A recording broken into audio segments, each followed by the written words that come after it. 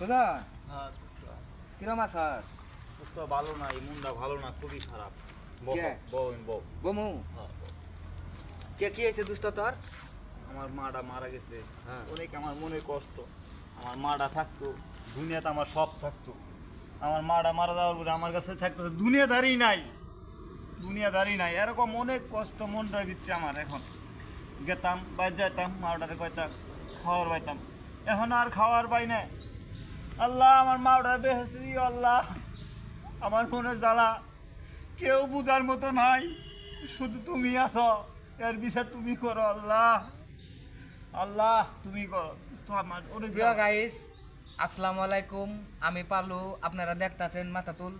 এই যে সুজন ওর মাটা, সবারই তো মা আছে। মা ছাড়া তো সন্তান এই ববের বাড়িতে আসে না, সবারই বাবা আছে। আজকে দীর্ঘ 4 দিন ধরে ওর মাটা মারা গেছে। আপনারা সবাই ওর মায়ের জন্য একটু দোয়া করবেন, যেন আল্লাহ পাক তারে বেহেস্তে নসিব করে, বেহেস্তে দেয়। এবং মনে করেন যে ওই ওর মাটার জন্য আঙ্গুরে সুরপাড়া গ্রামে ওই পর্যাপ্ত ওর মাটার করছে, আমরা দেখছি, আমরা গ্রামবাসী দেখছি যে সুজন ওর মায়ের প্রচুর এই শীতের মধ্যে মনে করেন যে বিছনাথ পায়খানা করতো, বাইরে করতো, সাপ সুপ থেকে শুরু করে খাওয়ানি দাওয়ানি পর্যন্ত ওই করতো। হ্যাঁ, ওরও যেন আল্লাহ নিয়ে খায়ের দ্বারস করে। আর এমন সন্তান যেন প্রত্যেকটা মায়ের গর্বে আল্লাহ পাক দেন। আল্লাহ পাক যেন সবারই ধৈর্য সুখ ধারণ করার শক্তি দেন। আল্লাহ যেন ওর মায়ের বেহেস্তে নসিব করে। আসসালামু আলাইকুম। আমি পালু। আমার চ্যানেলটা লাইক কমেন্ট শেয়ার দিবেন এবং আমার সাথে থাকবেন।